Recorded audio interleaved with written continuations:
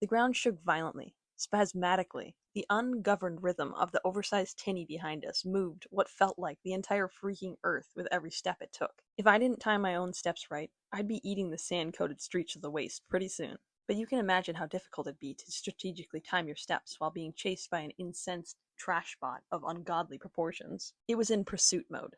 A speed you don't really take proper note of until you're the little bug it's in pursuit of. Frank ran beside me, the clank of his metal steps eaten up in the thunder of the trash bot. Frank's long strides were one for every 3 or 4 of mine, but he imitated a panting sound from his vocal stimulator all the same. Most of the time, little things like this irritated me. It felt too much like mocking me, even though Frank assured me he hardly knew he was doing it. But at the present, I suppose, I was far too occupied to even care. You just had to stab more than you could hack, Frank chided. You wanted to go to space too. Now I'm going to be late for school, again, and with nothing to show for it.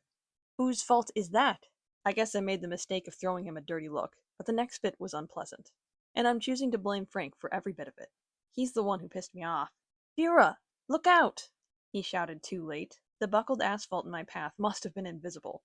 I stumbled, just as another tremor shot through the ground. I tasted blood, and my tongue throbbed.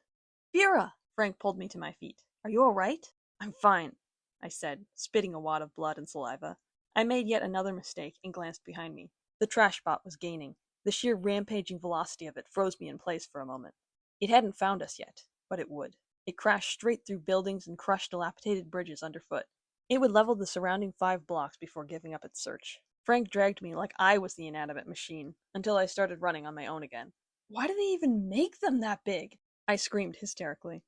Well, Frank began evenly, inserting a pant here and there. A larger size would allow for a higher volume of trash, thus enabling higher productivity in way of fewer trips to outer. Frank! Not the time! You asked! He shot back, using his rarely heard incredulous tone. It was rhetorical! I screamed even louder. My lungs were burning. I couldn't keep this up much longer. We can't outrun it!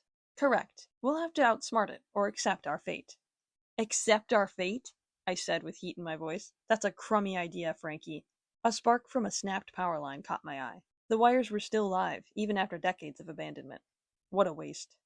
I followed some of the intact ones overhead to the west. Frank, you know that desert spring that surfaced on the west side of town a few years ago? I do know that spring. Follow me. A plan was forming in my head. I should probably tell you how I got into such a... What's that old saying? Pickle. How I got into such a pickle. History's a funny place. I suppose it all started with my latest bout of insomnia. Why else would I be out in the